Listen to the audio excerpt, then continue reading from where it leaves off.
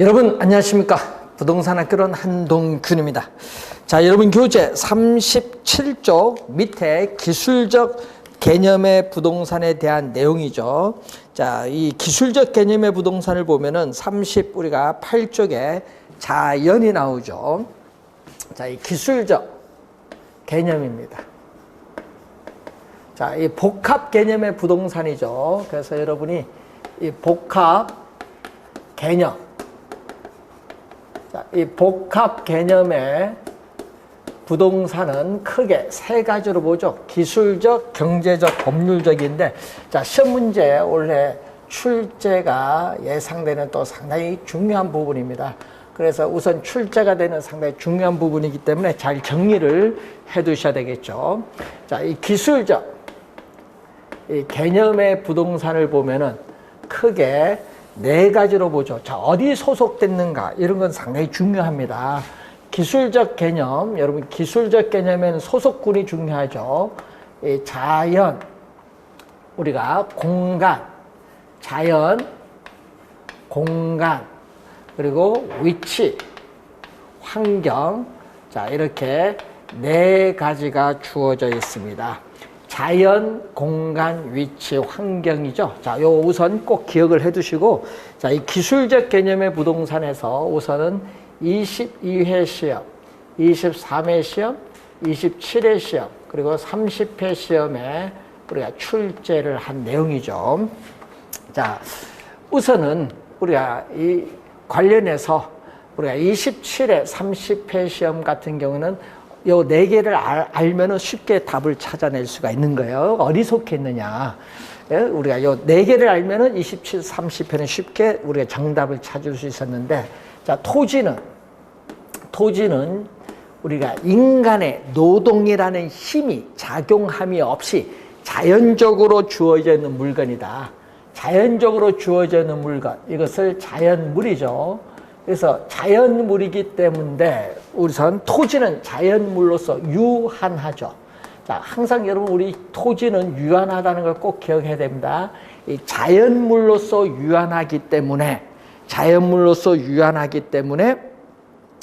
토지에 있어서 대다수의 사람의 공공복리적 차원에서의 사회성 공공성이 요청이 되는 거죠. 자, 그리고 우리가 공간의 개념을 우선 보는데, 자, 여러분 교재 우리가 8쪽에 보시면은 밑에서 우리가 보시면은 8번째 보시면 민법 제212조 조문이 나오는데 이거 상당히 중요한 조문입니다. 이 조문은 시험에 많이 내거든요. 그래서 이 공간 개념을 보면은 민법 제212조 조문이 나와요. 자, 토지 소유권은 정당한 이익이 있는 범위 내에서 토지의 상하에 미친다. 상하에 동그라미 칠까요? 이 상하가 무슨 개념이다? 공간 개념이다. 상하는 공간 개념. 그래서 토지 소유권에 대한 공간적 범위가 나타난다. 여러분, 공간 개념이다. 토지의 상하에 미친다 할 때 상하는 공간 개념이다. 공간적 범위를 나타내고, 그래서 토지 소유권의 공간적 범위를 뭘로 표현하고 있다? 입체적. 자, 입체적으로 규정하고 있다. 자, 입체적으로 우리가 규정하고 있다는 그러한 내용이 되겠습니다. 자, 그래서 자, 여러분 교재에서 우리가 밑에서 38페이지 밑에서 한 4-5번째 보시면요. 이 정당한 이익이 있는 범위 내라는 것은 이 사회적인 통념, 일반적 관념이죠. 사회적 통념이나 우리가 우리가 허용하는 범위 내에서 이 경제적 가치가 인정되는 한도까지를 의미하는 그러한 개념이다. 이렇게 나오고, 자, 그리고 밑에서 3번째 시험에 많이 나오죠. 이 토지 소유권의 구체적 범위의 해석에 관해서는 법원의 판단에 의존하는 경향이 있다. 그게 상당히 중요합니다. 법원의 판단에 의존하는 경향이 있다. 왜냐하면 지표에서 지하 몇 미터, 공중 몇 미터 구체적으로 우리가 규정되어 있는 것은 아니기 때문에 우리 토지 소유권의 구체적 범위의 해석에 관해서는 법원의 판단에 의존하는 경향이 있다. 상당히 중요 포인트 밑줄 잘 그어두시고, 자, 39페이지에 우회 여러분 그 박스가 있고요. 그리고 40페이지에 우리가 그림이 나오죠. 자, 이 40페이지의 그림을 한번 우리가 보시면 이런 그림이 나오고 있습니다. 자, 이게 지구의 중심이죠. 지구의 중심인데 이 지표상의 택지라든지 계곡, 수면 등과 관련되어 이해되는 2차원적인 평면 공간을 수평 공간이라고 합니다. 수평 공간, 뭐 지표 공간, 수표 공간인데, 자, 그래서 이 지표에서 지구의 중심을 향한 이 공간은 지중 공간이죠. 자, 지표상의 이 주택이나 건물 등 기타 공중을 향하여 영장되는 일정한 높이 공간. 자, 일정한 높이 공간을 공중 공간이라고 합니다. 그래서 이 부동산 활동의 대상으로서의 토지. 자, 부동산 활동의 대상으로서의 토지는 3차원이죠. 자, 2차원적인 평면에 지중 공중을 더해서 우리는 입체 공간이라고도 해요. 입체 공간. 자, 입체 공간이면서 몇 차원? 3차원이다. 이 평면에 지중 공중을 더해준 이 3차원의 공간이면서 입체 공간이다. 그래서 부동산 활동의 대상으로서의 토지는 3차원의 공간 활동이라는 것을 인식을 하고, 그래서 부동산 활동은 3차원의 공간 활동, 부동산업은 3차원의 공간업, 부동산 개발은 3차원의 공간 개발이라는 것을 기억해 두시면 되겠죠. 자, 이 그림에서 이제 관련해서 여러분이 좀 기억을 좀 해 두셔야 될 부분인데, 자, 여러분 교재에 관련해서 우리가 40페이지에 보시면은 그 그림 밑에 이 지표권이 나오죠. 지표권. 자, 이 지표권을 보시면은 지표상에 있는 토지를 배타적으로 이용할 수 있는 권리인데, 이 작물을 경작할 수 있는 권리라든지 건물을 우리가 건축할 수 있는 권리, 이런 것은 전부 지표권에 해당이 되는데, 문제는 거기에 이 박스에 보니까 물에 관한 권리가 나오죠. 물에 관한 권리는 우리가 두 가지로 보죠. 우리가 물을 이용할 수 있는 권리, 그리고 우리 물 및 토지에 대한 우리가 소유권에 대한 범위에 대한 내용이죠. 물 및 토지에 대한 소유권, 물을 이용할 수 있는 권리를 의미합니다. 그래서 물을 이용할 수 있는 권리, 어디에 속한다? 지표권에 해당을 합니다. 그래서 이 지표권에 뭐가 있다? 우리가 물을 이용할 수 있는 권리, 물을 이용할 수 있는 권리. 물에 관한 권리 중 물을 이용할 수 있는 권리는 지표권에 우리가 속합니다. 자, 그걸 염두에 두시고, 그리고 이 지하에 있는 지중 공간으로부터 어떤 이익을 획득하거나 이 토지 소유권자의 이 지하에 있는 공간을 이용 관리할 수 있는 권리를 지하권이라고 하죠. 지하권. 자, 이 지하권 또는 지중권이라고 하는데, 자, 여기에 빨간 선에 여기 있죠. 여기 한계심도라고 하죠. 자, 토지 소유자의 통상적인 이용 행위가 예상되지 않으며 우린 지하 시설물, 전철 등의 이런 지하 시설물 설치로 인해서 우린 토지 소유자의 우리가 이용에 영향이 없다고 판단되는 깊이를 우리는 한계심도라고 하죠. 자, 한계심도의 개념이 41페이지에 여러분이 오른쪽 단에 나와 있습니다. 밑에. 그래서 일반적인 토지 이용에 지장이 우리가 없다고 판단하는 깊이인데, 문제는 여기죠. 지하에 있는 안반이라든지 이 지하수 등은 토지를 구성하는 본질적 부분이기 때문에 토지 소유권에 포함이 되죠. 그렇기 때문에 예를 들어서 지하수를 이용할 수 있는 권리, 토지 소유권의 내용에 포함되는데, 자, 요 빗금친 부분을 우리는 요 사적 지하권이라고 하죠. 자, 그럼 요 밑에 있는 이 부분이죠. 이 밑에 있는 이 부분을 우리는 공적 지하권이라고 보면 되겠죠. 공적 지하권. 자, 지하에 우리나라 광업법상 광업권의 개체가 되는 우리가 지하에 매장되어 있는 미채굴의 광물. 자, 지하에 매장되어 있는 미채굴의 광물. 예를 들면 석탄, 석유, 금, 은 등을 의미하겠죠. 미채굴의 광물에 대해서는 국가가 광업권을 부여하는 권능을 가지고 있기 때문에 토지 소유권자의 권리가 미치지 아니한다라고 규정하고 있다. 상당히 중요하죠. 그래서 이 소유권의 효력이 미치지 아니한다고 규정하는데 시험 문제에 벌써 2번 정답을 물었던 그러한 내용이 되겠습니다. 자, 15회 시험에도 정답 물었죠. 상당히 중요한 부분입니다. 자, 13회, 15회 시험에 출제된 용어인데, 자, 여러분 41페이지 보시면 그 지하권 중간에 그 기역의 끝에 보세요.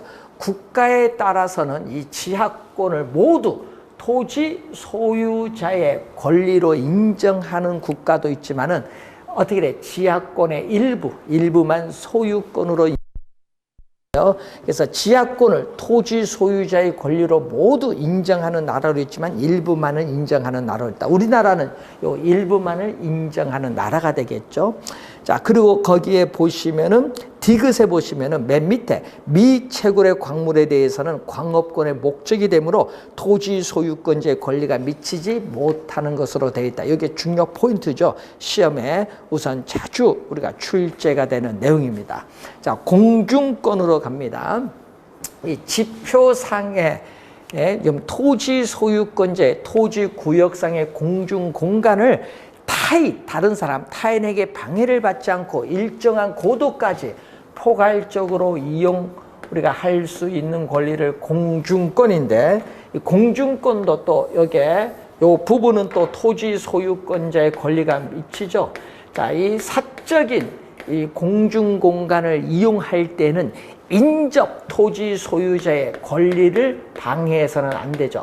이 사적인 공중 공간을 이용할 때는 인접 토지 소유자의 권리를 방해해서는 안 된다. 그래서 인접 토지 소유자의 권리를 방해해서 생기는 문제가 있죠. 바로 어떤 문제가 있어요? 바로 1조권. 요즘은 우리 분쟁이 많죠. 1조, 햇빛과 관련된 1조권. 또 우리 재건축 문제와 관련해서 요즘 한강에 대한 조망권, 1조권 조망권에 대한 이 문제가 또 우리가 많이 발생하죠. 인접 토지 소유자의 권리와 충돌하는 경우죠. 자, 이 사적인 공중 공간 이상의 공중 공간을 공공기관이 이용 관리할 수 있는 권리를 공적 공중권이라고 하는데, 여기에는 항공기에 있어서의 통행권, 항공기도 여러분 길이 있거든요. 그 길로만 가야 되고, 우리 공중파 같은 이 전파에 있어서의 발착권, 이 전파에 있어서의 발착권, 이런 것은 공적 공중권에 해당이 됩니다.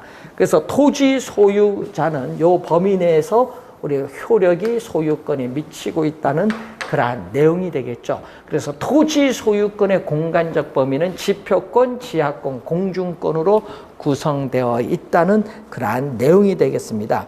자, 이 내용이 되겠고, 거기에 TDR이죠. 이 공중 공간을 이용할 수 있는, 사적인 공중 공간을 이용할 수 있는 권리를 이전해서 개발할 수 있는 권리인 TDR은 여러분이 부동산 개발에서 배웁니다. 그래서 부동산 개발에서 배우기 때문에 부동산 개발에서 좀 더 우리가 자세하게 설명을 하도록 하겠습니다. 자, 우리나라는요, 이 지적 제도가 수평 지적이에요. 우리나라의 지적 제도는 수평 지적입니다. 수평 공간 중심의 지적 제도이기 때문에 입체 공간에 대한 공시 기능이 미진하다. 그래서 입체, 지중과 공중을 포함한 입체 공간에 대한 공시 기능이 미진하다는 문제점이 있다. 왜? 우리나라에서는 뭐가 아니다? 입체 지적이 아니다. 우리는 입체 지적이 아니라 수평 지적이기 때문에 입체 공간에 대한 공시 기능이 미진하다는 문제점도 가지고 있다. 이렇게 보시면 되겠습니다. 자, 위치로 갑니다. 부동산은 위치가 고정되어 있는데, 자, 이때 이 13회 시험과 20회 시험에 출제된 용어죠. 이 절대적 위치, 우리가 상대적 위치라고 하죠. 이 상대적 위치를 경제적 위치인데 13회 시험과 20회 시험에 출제가 된 용어죠. 자, 절대적 위치, 상대적 위치를 말하죠. 이 토지의 지리적 위치는 고정되어 있죠. 즉 지리적 좌표로서의 위치는 고정되어 변화가 없는 것을 절대적 위치라고 하는데, 그럼 상대적 위치는 위치가 고정되었을지라도 그 위치가 고정된 토지를 둘러싼 주변 환경의 변화에 따라서 우리는 토지 가치는 달라질 수 있죠. 그래서 이걸 상대적 위치, 경제적 위치입니다. 그래서 토지 이용에 있어서는 절대적 위치보다는 상대적 위치를 더 중시해야 된다는 내용인데, 자, 여러분 교재 42페이지 밑에 나와 있는 그러한 내용이 되겠습니다. 그래서 주변의 환경이나 토지 이용 상황에 따라 토지 가치는 달라질 수 있다. 이것을 상대적 경제적 위치라고 합니다. 자, 43페이지 보시면 위에 이 알프레드 마샬은 도시, 토지에 있어서의 위치의 중요성을 위치의 가치라고 표현하고 있고, 허드는 접근성이라고 표현하면서 도시, 토지의 위치의 중요성을 강조하는데, 거기에 허드의 얘기가 나오죠. 자, 이 허드에 대한 얘기가 나오는데, 허드는 토지 가격, 지가는 경제적 지대에 바탕을 두고, 경제적 지대는 위치는 편리함은 가까움, 즉 접근성에 의존한다고 보고, 허드는 접근성을 강조하고 있습니다. 자, 그래서 여러분 접근성에 있어서의 개념을 우선 여러분이 한번 확인을 한번 해보셔야 되는데, 자, 접근성의 개념 위에서 네 번째 나오죠. 43페이지. 자, 대상 부동산이 위치한 장소에서 어떤 목적물에 도달하는데 시간적, 경제적, 거리적, 심리적 부담을 접근성이라고 하고, 이 부담이 적을수록 접근성은 양호하다고 합니다. 자, 그래서 이 접근성이 좋을수록 입지 조건은 양호하고 또 부동산에 있어서의 가치는 높게 형성이 된다. 이렇게 일반적으로 볼 수 있죠. 그래서 이 접근성에 대한 내용이죠. 어떤 목적물에 도달하는데 소요되는 시간이나 노력, 경비 등으로 우리가 표현되는 상대적 비용을 접근성이라고 한다. 그래서 접근성의 개념 우리가 다시 한번 우선 확인해 보시면 되겠습니다. 자, 거기에 보시면은 이 세 번째의 접근성의 특징 중간에 나오죠. 자, 이 접근성의 특징을 보면은 접근의 대상이죠. 여러분 접근성이 좋을수록 입지 조건은 양호하기 때문에 부동산 가치는 일반적으로 높아요. 근데 항상 높은 건 아니죠. 자, 예를 들어서 접근성이 좋을지라도 접근의 대상 물건이 위험이나 혐오의 대상 물건이라면 부동산 가치는 오히려 하락할 수도 있죠. 감가 요인이 돼요. 가치가 감소하는 요인. 예를 들어서 위험의 대상 물건, 변전소, 가스 충전소, 혐오의 대상 물건인 쓰레기 매립장, 화장터, 하수 종말 처리장 등을 들어보고, 공해 시설은 쓰레기 소각장, 다이옥신 배출하죠. 자, 이걸 들어볼 수 있습니다. 자, 접근의 정도를 보면은 인간 생활에 필요한 경우일지라도 접근성이 너무 지나치면 오히려 부동산 가치는 하락할 수도 있습니다. 자, 여러분 시장 안에 있는 주택은 시장 내의 각종 쓰레기, 악취, 소음 등으로 인해서 시장 안에 있는 주택은 오히려 가치가 하락할 수도 있습니다. 자, 거리와 접근성. 자, 일반적으로 거리는 가까우면 접근성은 좋죠. 그런데 항상 좋은 건 아닙니다. 거리가 가까울지라도 일방 통행 관계로 멀리 우회를 하는 경우에는 거리는 가깝지만 접근성 면에서는 불리할 수도 있습니다. 자, 부동산의 용도를 보는데 부동산의 용도에 따라 접근성의 중요성과 평가의 기준이 달라지죠. 주거용 부동산의 경우에는 생활의 편리성, 우리가 주거 환경의 쾌적성 우리가 보는데 요즘 쾌적성을 중심으로 많이 판단하죠. 최근에 상업용 부동산은 우리가 매출액과 관련해서 가능 매상고죠. 수익성을 중심으로 판단하고, 공업용 부동산은 생산비나 수송비를 우리는 최소로 전략을 해야겠죠. 그렇기 때문에 어떻게 돼요? 우리는 생산성을 중심으로 판단하는 그러한 내용이 됩니다. 그래서 여러분 그 내용을 우선 보시고 여러분 44페이지에 위에서 한 7, 8번째 보시면은 이 부동산의 위치의 가치는 부지의 성정 주체라든지 규모, 용도에 따라 그 높고 낮음이 달라질 수도 있고, 그리고 부동산에 있어서 위치의 용도 내지는 유용성이 부동산에 있어서의 가치를 판단하는 기준이 된다는 그러한 내용도 나와 있습니다.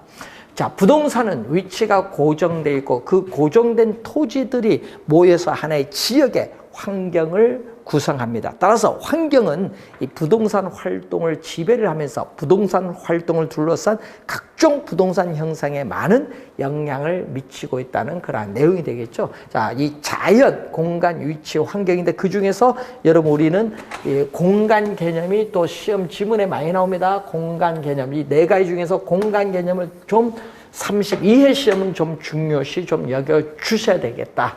자, 그리고 여러분 교재 45페이지 보시면은 두 번째 복합 개념의 부동산에서 두 번째 이 경제적 개념이 나오죠.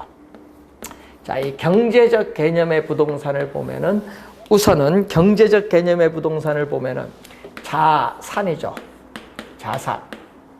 자, 부동산은 토지, 건물, 금 같은 것은 뭐라고 하죠? 실물 자산이고 이 화폐로 표시된 금융자산이 있죠. 뭐 은행의 예금, 적금, 주식, 채권, 현금 다 금융자산인데 문제는 이 용어를 주겠죠. 물가가 지속적으로 상승하는 형상을 인플레이션인데 인플레이션이 발생하면은 우리 돈의 가치, 화폐 가치는 하락을 하죠. 그래서 화폐로 표시된 금융자산의 가치는 하락을 하는데 반대로 실물자산인 부동산의 가격은 오르기 때문에 부동산을 보유하는 것이 유리하다. 그래서 이걸 전문용어로 인플레이션 해지라고 하죠. 해지. 인플레이션 해지인데 해지를 번역을 굳이 한다면 위험을 회피한다. 자, 인플레이션이 발생했을 때 위험을 회피시켜주는 수단으로서 부동산을 보유하는 것이 실질적인 구매력을 보호받을 수 있기 때문에 인플레이션을 방어하는 수단으로서 유리하다. 이 질문 시험에 많이 또 출제하죠. 우리 25회 시험에 또 한번 출제된 지문이 되겠죠.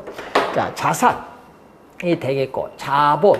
자, 여러분 요즘 부동산은 재산 증식의 수단으로서 하나의 자본제로서 중요한 역할을 하고 또 기업의 생산 활동을 위한 공장, 부지로서 제공되는 우리 생산 요소죠. 생산 요소. 예? 그래서 생산 요소인 이 생산재로서의 또 역할도 담당하고 또 인간의 최종 생활의 편의를 위한 소비재, 뭐 용인의 에버랜드로 제공한다든지 또 콘도미니엄 우리가 짓기 위한 부지로서 제공되죠. 소비재로서. 또 부동산은 하나의 상품이죠. 고가의 상품이기 때문에 금융기관의 부채를 필요로 합니다. 그래서 경제적 개념, 자산, 자본, 생산에서 소비재 상품인데 자, 여러분 가끔 23회나 17회 시험은 경제적 개념의 부동산이 아닌 것, 요 5개 중에 4개 들어오고 우리가 다른 게 들어오죠. 뭐 환경이 들어온다든지 우리가 이런 내용이 우리가 들어오는 그러한 내용이 되겠습니다. 그래서 시험 문제에 우리가 17회 시험, 우리가 11회 시험, 17회 시험, 22회, 23회, 27회 시험, 30회 시험에 출제를 한 내용이죠. 그래서 시험 문제에 최근에 이 경제적 개념, 요것만 알아도 풀 수 있는 문제, 우리가 알아도 풀 수 있는 문제가 17회, 23회, 27회, 30회는 요 소속, 이 경제적 개념에 어디 소속되냐, 자산, 자본, 생산요소, 소비재, 상품, 요것만 알아도 우리가 풀 수 있고, 22회는 부동산은 생산재이면서 소비재인데 소비재는 아니다 이렇게 출제했었죠. 그래서 여러분 이 개념을 알면은 또 쉽게 우리가 풀 수가 있는 문제들이 많습니다. 자, 이 정도 우선 확인해 두시기 바라고, 자, 여러분 교재 49쪽으로 가시면은 이 법률적 개념이 나오죠. 세 번째. 자, 세 번째 이 법률적 개념의 부동산이 나옵니다. 자, 이 기술적 개념의 부동산, 경제적 개념의 부동산, 법률적 개념의 부동산, 이게 상당히 중요한데, 자, 이 법률적 개념의 부동산으로서 넓은 의미, 뭐, 여러분 넓은 의미로 또 출제하기도 하죠. 23에는 넓은 의미 또는 우리가 광의로 또 출제를 해요. 광의, 넓은 의미를 한자로 광의라고 하죠. 그래서 넓은 의미의 부동산을 광의의 부동산이라고 하는데 이 광의의 부동산은 다시 이 좁은 의미. 자, 우리 협곡할 때 우리 많이 사용하죠. 좁다는 의미죠. 그래서 협의. 좁은 의미의 부동산을 협의의 부동산이라고 해요. 자, 그리고 이 좁은 의미의 부동산에 준부동산, 좁은 의미 부동산에 준부동산을 더해줘서 광의의 부동산이라고 한다는 그러한 내용입니다. 자, 이 좁은 의미 부동산, 이 협의 부동산은 민법 조문을 가지고 정의를 내리죠. 민법 제99조 제1항입니다. 자, 제99조 제1항을 보면은 토지 및 그 정착물은 부동산이다. 그럼 이 항은 부동산 이외의 물건은 동산이다. 이 1항과 2항을 또 묶어서 시험 지문에 또 자주 출제를 하죠. 자, 이 지문 시험 문제 또 시험 문제 6번 출제된 상당히 중요한 지문이죠. 토지 및 그 정착물이다. 자, 이 좁은 의미 부동산은 토지 및 그 정착물인데 민법 조문을 가지고 정의를 내리고 있죠. 그렇기 때문에 민법상 부동산이라고 한다. 자, 시험 문제 또 민법상 부동산으로 27회 시험이라든지 또 15회 시험은요, 민법상 부동산으로 토지 및 그 정착물을 출제를 했어요. 민법상 부동산이다. 좁은 의미 부동산, 협의 부동산은 민법 조문을 가지고 정의를 내리고 있기 때문에 민법상 부동산이라고 하는데 여기에는 토지. 자, 토지는 저 왼쪽에 기술적 측면에서 부동산의 공간을 배웠었죠. 민법 제212조 조문을 보시면 되죠. 토지 소유권은 정당한 이익 있는 범위 내에서 토지의 상하에 미친다. 토지 소유권의 공간적 범위를 배우시면 되는데 그 관련된 내용이 또 출제를 많이 하죠. 자, 그리고 토지에 있어서의 정착물이죠. 정착물. 자, 정착물에 있어서 우선 개념을 보면은 원래는 동산이었죠. 예? 원래는 우리가 동산이었는데, 예? 원래는 동산이었지만 토지에 고정적으로 설치, 부착됨에 따라 항구적으로 우리는 결합을 하여 사용하는 것이 부동산의 일부가 된 물건을 정착물이죠. 그래서 또 토지, 조정 교수는 토지에 우리가 부가가치를 더한 우리가 항구적인 토지의 개량물을 정착물이라고 하고 또 이 사회적, 경제적 측면에서 세 번째가 또 자주 지문에 나오죠. 사회적, 경제적인 면에서 토지에 우리가 부착이 돼요. 사회, 경제적인 면에서 토지에 부착이 돼서 이 계속적으로 이용된다고 인정되는 물건, 계속적으로 이용된다고 인정되는 물건. 이게 포인트죠. 인정되는 물건을 정착물이다.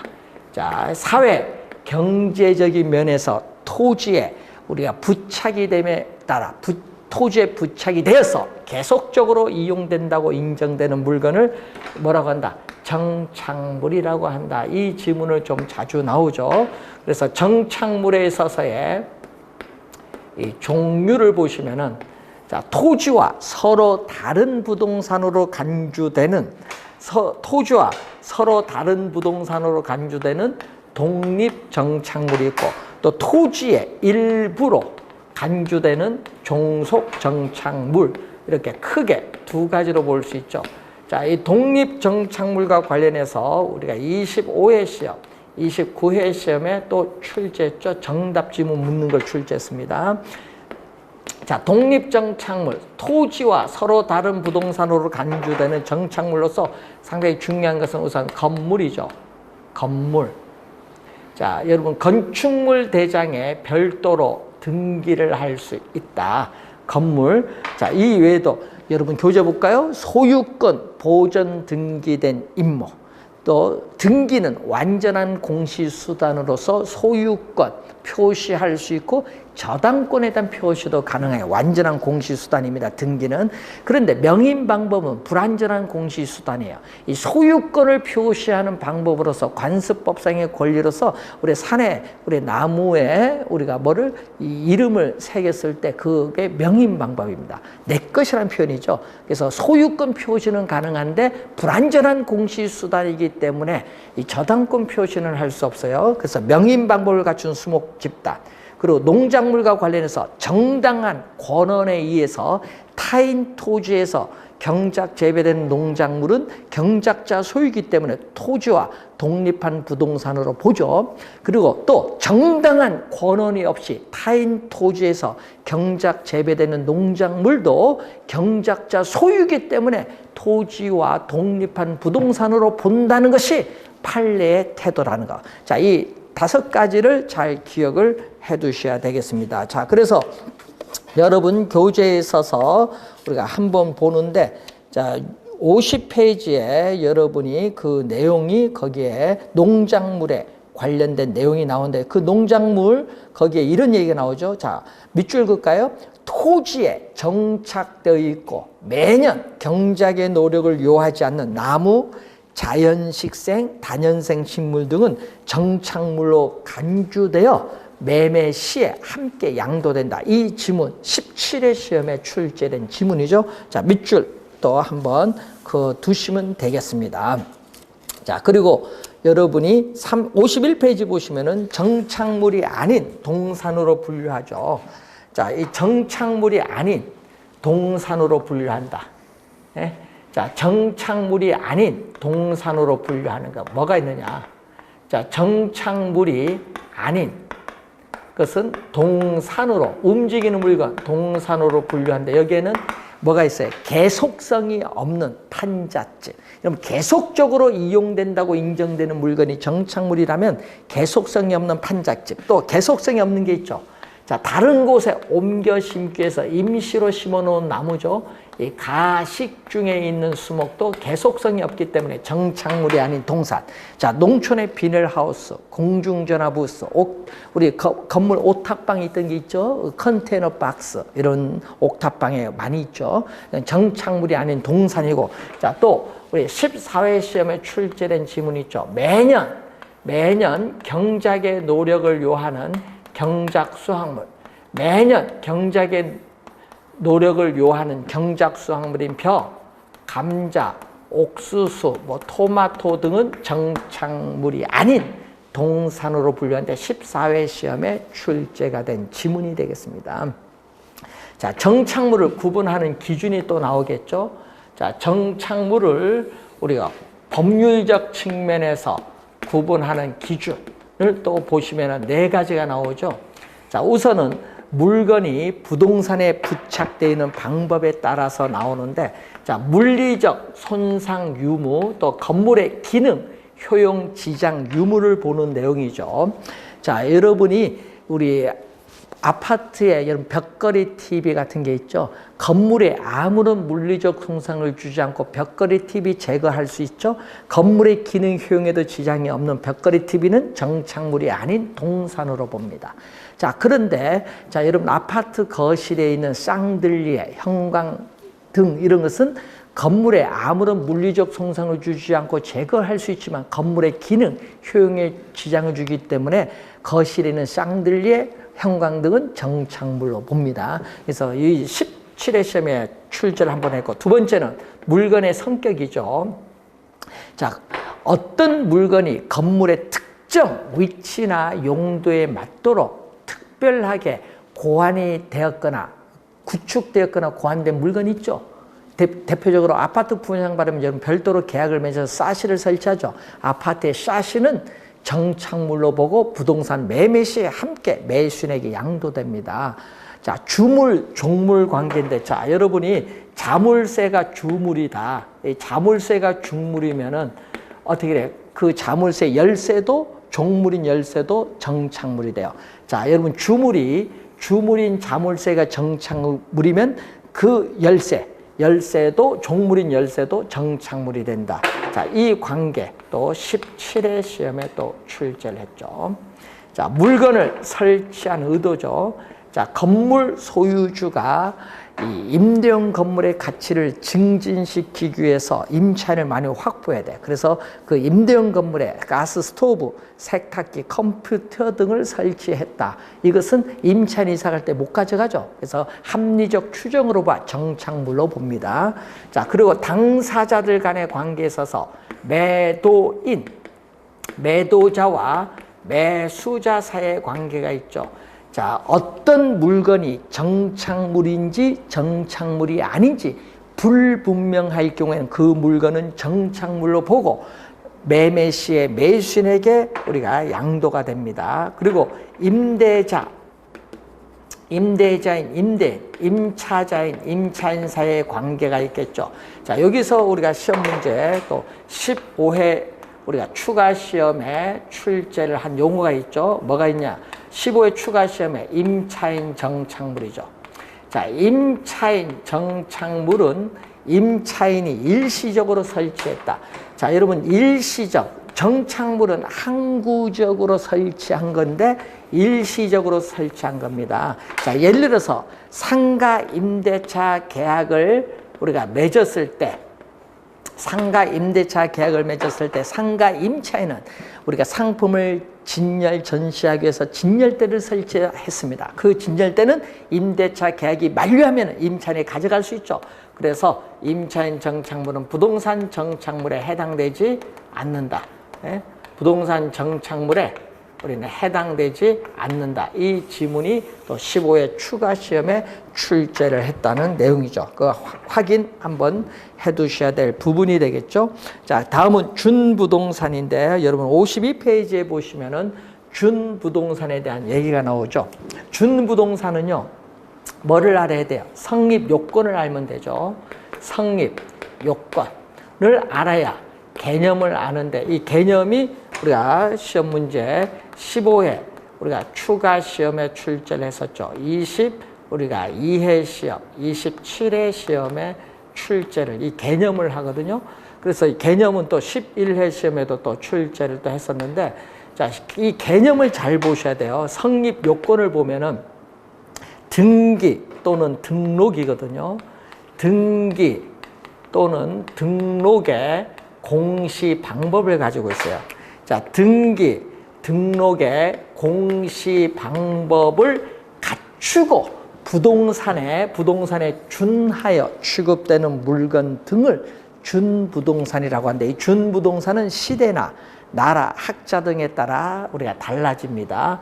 그럼 준부동산의 종류가 나오죠. 자, 종류를 보시면은 우리가 10회 시험, 또 우리가 15회 시험에 출제를 했죠. 15회 추가 시험에 우리 등기 대상 물건이 있어요. 등기 대상 물건으로서 공장, 재단, 광업재단, 공장 및 광업재단 저당법에서 공장, 재단, 광업재단은 하나의 부동산으로 보고 등기 대상 물건이고, 소유 임목에 관한 법률에서 소유권 보존 등기된 임목도 우리가 등기 대상 물건인데, 거기 선박 등기법이라는 게 있죠. 선박 등기법에서 몇 톤? 20톤 이상이다.